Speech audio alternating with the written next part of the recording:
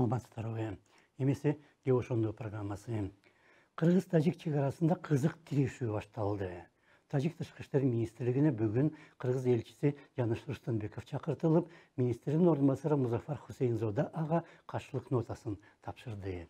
Тажик тарап кыргыз чек-арачыларынын мыйзамсыз аракеттерине нааразы. Алар эки тажик өспүрүмүн кармап алып сабаган. Тажик маалымат каражаттары кабарлагандай, 25 апрелде Чактүштө Борух анклавынын Захматобод деген жеринде Гафуров мен Саидов деген 8 класстын эки окуучусу мал жайып жүрсө, кыргыз чек-арачылары аларды кармап алып, уртокмокко алган. Тажик тарап ал жайтты өзүнүкү деп эсептейт. Кыргыз тарап болсо аны талаш жерлер тизмесине киргизген. Тажик чек-арачыларынын кийлигишүүдөн кийин балдар кое берилген.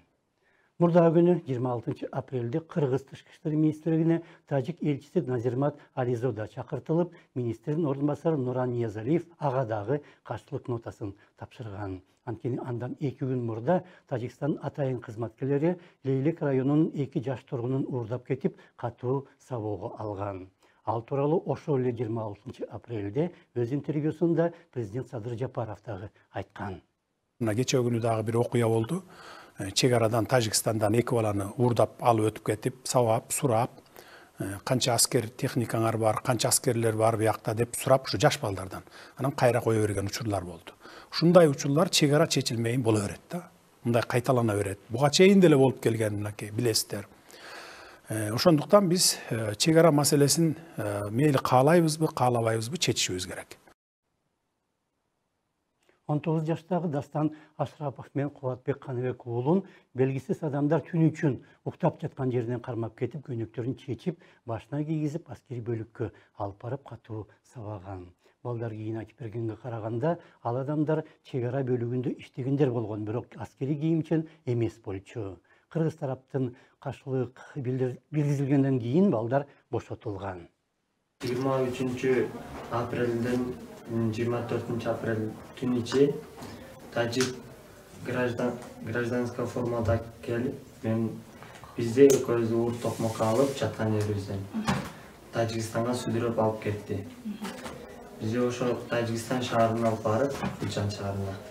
Ошол жакта да уртокмокко алып, суракка алып, кыйнап, бизди ушинтип кыйнап, бизден сурак алып, ушинтип кыйнашты. Дастан Ашрапов жана Кубатбек Каныбек уулу бошоору менен алардан жергиликтүү Салам медиа телеканалынын журналисттери интервью алган. Балдардын ата-энелери чек арага жакын жерде үй куруп жатканда жана балдар түн үчүн чатырда түнөп, ал курулушту кайтарган сыяктуу. Эгер ал курулуш мыйзамсыз болуп же талаш жерде курулуп жатса, ал тууралуу күндүз эле сүйлөшсө болот эле да. Биринчи эле көзүмө уруп, өзүмдү жоготуп койдум. Анан карасам эле мен сүйрөп кетип ататмын. Анан кыйкырсам башыма тээп, жардан сүдүрөп алып түшүп, бетимди жаап, ошо өздөрүнүн больницасына киргенде автоматчан пограничниктерди көрдүк да. Ошо алып киргенден кийин бетти жаап, машинага салып, Тажикстан борбор шаарына алып кетип, Кулчан шаарына. Ошо жакта урду, ошо жакта да башыбызга тээп, темир менен башыбызга да урду.